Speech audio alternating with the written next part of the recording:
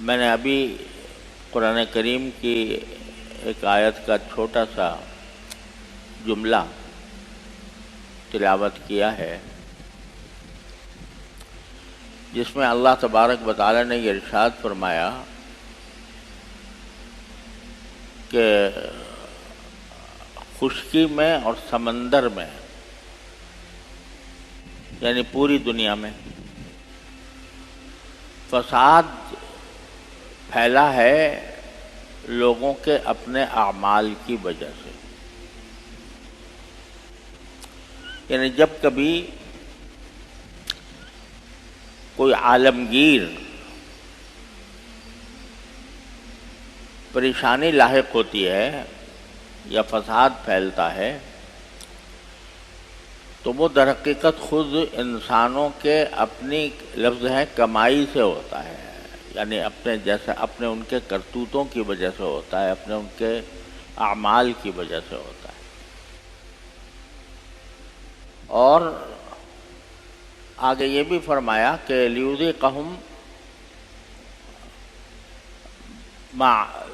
بعض ما عملوا، تاکہ جو انہوں نے اعمال کیے ہیں ان کا کچھ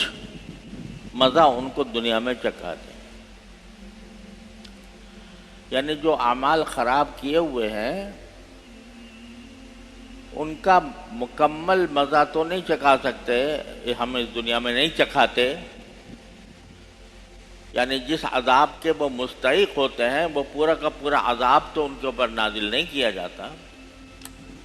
لیکن کچھ کا مزہ چکھا دیا جاتا ہے۔ اس میں ہدایت یہ دی گئی ہے کہ جب کبھی معاشرے میں فساد پھیلا ہوا ہو اور لوگ اس فساد کی وجہ سے پریشان ہوں تو عام آدمی کا کام یہ ہے کہ وہ یہ سمجھے کہ یہ میرے کسی عمل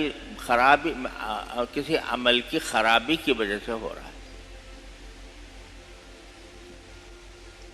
ہمارا مزاج یہ بن گیا ہے کہ جب کبھی کوئی خرابی سامنے آتی ہے تو ہم اس کی ذمہ داری دوسروں پر ڈالتے ہیں،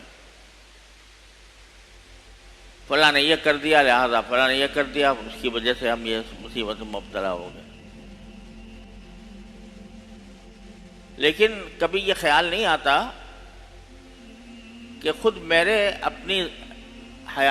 اپنی زندگی میں اور زندگی کے معاملات میں میری طرف سے کوئی خرابی ہوئی ہو جس کی وجہ سے اللہ تبارک و تعالی نے یہ عذاب نازل کر دیا ہو، یہ پریشانی پھیلا دی ہو، اس کی طرف کبھی خیال نہیں جاتا۔ جب اصلاح کی بات آتی ہے تو ذہن میں یہی بات آتی ہے کہ بھئی یہ لوگ خراب ہو گئے ہیں اور ان کے حالات بگڑ گئے ہیں، لہذا ان کی اصلاح کرنی چاہیے، اور دوسروں ہی کی فکر میں مبتلا ہوتے ہیں کہ انہوں نے یہ کر دیا، انہوں نے یہ کر دیا۔ خود میں نے کچھ کیا یا خود میری کسی وجہ سے، میرے کسی عمل کی وجہ سے، کہیں ایسا تو نہیں ہے کہ میرے کسی عمل کی وجہ سے پورے معاشرے کو سزا مل رہی ہو اور وہ یہ جو کچھ انتشار پھیلا ہوا ہے وہ میرے کسی بدعمالی کی وجہ سے ہو۔